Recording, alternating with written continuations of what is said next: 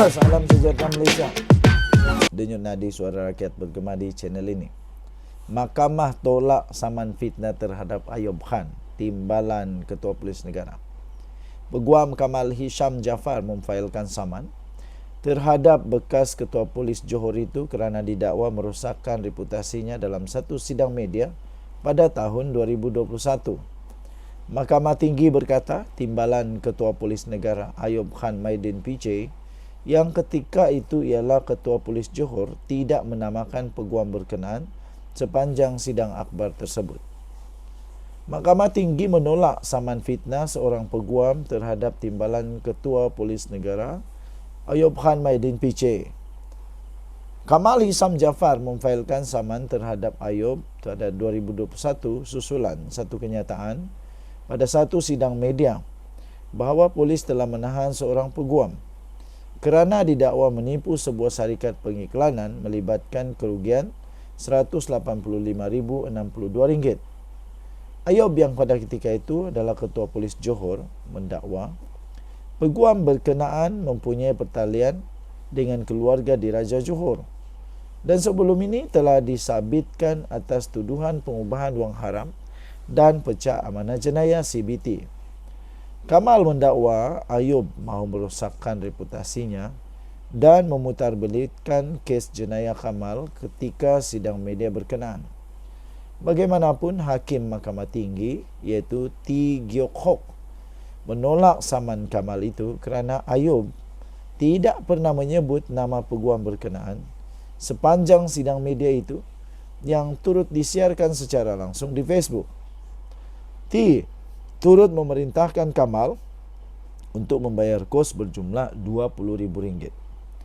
Defendant iaitu Ayub tidak menyatakan apa-apa yang boleh menyebabkan pendengar membuat sebarang andaian munasabah bahawa suspek peguam itu adalah peguam sama yang menarik publicity dalam akhbar beberapa tahun sebelum tarik sidang media berkenaan, katanya. Mahkamah turut diberitahu Kamal didakwa atas 17 tuduhan melibatkan pecah amanah jenayah, pengubahan wang haram dan kesalahan di bawah akta syarikat di Mahkamah Seksyen Johor Bahru pada 2015. Beliau didenda RM30,000 selepas mengaku bersalah pada tahun 2018 atas tuduhan pilihan di bawah akta syarikat. 16 tuduhan lain terhadapnya itu diambil kira mahkamah untuk tujuan hukuman, tetapi tiada sabitan direkodkan. T berkata Ayub atas dasar imbangan keberangkalian bahawa Kamal telah mengaku melakukan kesalahan CBT dan pengubahan wang haram sebelumnya. Katanya tiada rekod rasmi berhubung sabitan atas kesalahan itu. Tidak menyebabkan reputasi Kamal terjejas. Bagi orang yang munasabah dalam konteks fitnah, tiada perbezaan nyata antara rekod sabitan seorang tertuduh dengan pengakuan tertuduh itu di mahkamah terhadap tuduhan berkenaan. Dalam kedua-dua keadaan, pemahaman orang yang munasabah adalah tertuduh itu bersalah.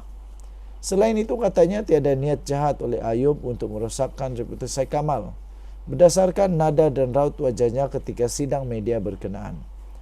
Berdasarkan pemerhatian saya, mahkamah ini mendapati defendant semata-mata membacakan kenyataan media seperti yang disediakan oleh seorang bernama ACP Siva secara rasmi dan profesional, katanya merujuk kepada pegawai penyiasat. Tiada bukti atau petunjuk langsung yang mencadangkan wujud sebarang niat jahat dan tiada putar belit sengaja dibuat terhadap apa-apa maklumat. Hakim berkata Ayub sebagai Ketua Polis Negeri mempunyai kewajipan untuk memaklumkan orang awam supaya tidak menjadi mangsa penipuan serupa. Mahkamah tidak mendapati sebarang niat di pihak defendant untuk memalukan perwatakan imej dan kerjaya plaintiff, katanya. Denyut nadi suara rakyat bergema di channel ini. Jangan lupa tekan butang subscribe, like dan share. Bye-bye. Salam sejahtera Malaysia, denyut nadi suara rakyat bergema di channel ini. Akhirnya Tun Daim muncul membuat kejutan. Tun Daim tidak diam. Akhirnya dia muncul.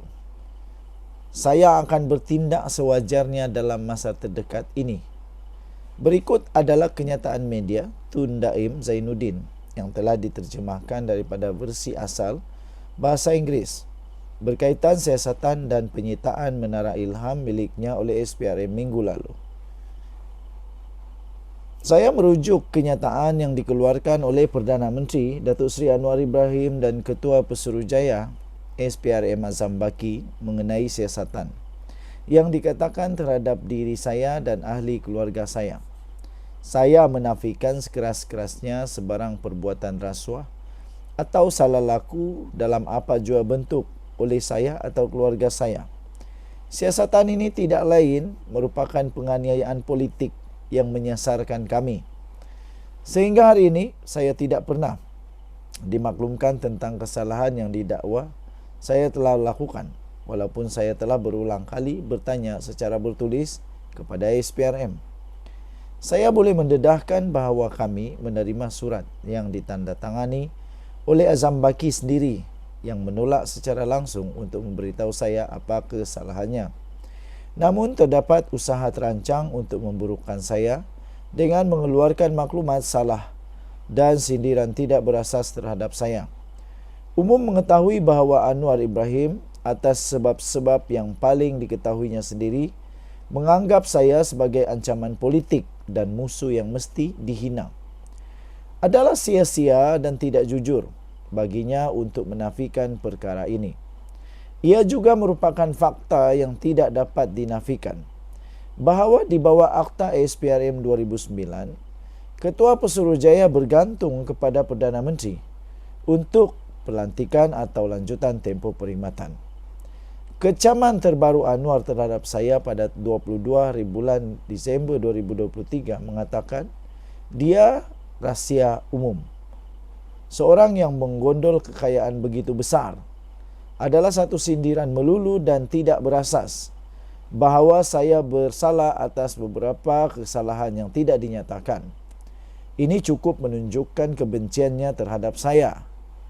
Ia juga amat tidak wajar dan menyalahgunakan kuasa bagi seorang Perdana Menteri untuk campur tangan atau mempengaruhi siasatan yang sedang dijalankan dengan membuat sindiran terang-terangan tentang rasa bersalah secara terbuka. Saya telah berunding dengan peguam saya mengenai perkara ini dan akan mengambil tindakan sewajarnya dalam masa terdekat. Berkenaan dengan Ketua Pesuruhjaya SPRM Azam Baki, dia telah membuat pelbagai komen prejudis terhadap saya di khalayak ramai sementara siasatan masih dijalankan. Ia suatu yang tidak boleh diterima, tidak profesional dan mencurigakan. Sebagai ketua organisasi, Azam Baki juga mesti bertanggungjawab atas banyak kebocoran berita sumber mengenai penyiasatan yang dikatakan.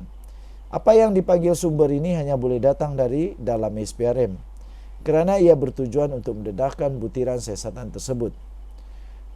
Tujuan kebocoran itu jelas adalah untuk mewajarkan tindakan melampau mereka terhadap saya dan untuk menggambarkan diri saya sebagai seorang yang korup dan pesalah. Tidak diberitahu, mana sudah? Saya ulang sekali lagi. Tujuan kebocoran itu jelas adalah untuk mewajarkan tindakan melampau mereka terhadap saya untuk menggambarkan diri saya sebagai seorang korup dan pesalah. Tidak diberitahu tentang kesalahan terhadap saya. Saya tidak dalam kedudukan untuk menjawabnya atau membela diri. Saya telah sejak awal penyiasatan ini memberikan kerjasama sepenuhnya kepada SPRM dan kerap berkomunikasi dengan mereka melalui peguam saya. Oleh itu adalah kesalahan bagi sumber SPRM untuk mendakwa bahawa saya tidak membuat pendedahan yang betul mengenai butiran kewangan yang dituntut oleh SPRM. Saya mengulangi bahawa semua yang diminta secara bertulis oleh SPRM telah didedahkan dan mengikut undang-undang. Sebagai yang bekas anggota kanan kerajaan dan kerana menghormati proses penyiasatan, saya berdiam diri sehingga kini. Bagaimanapun, Perdana Menteri dan SPRM tidak menunjukkan rasa hormat yang sama terhadap proses itu dengan komen dan kenyataan mereka yang tidak wajar yang berterusan. Menyebabkan saya tiada pilihan selain bertindak balas demi menjaga reputasi dan nama baik saya. Tetapi bukan itu saja yang membimbangkan saya. Saya amat mengambil berat tentang keadilan dan integriti institusi kita. Institusi mesti dilindungi demi kepentingan negara.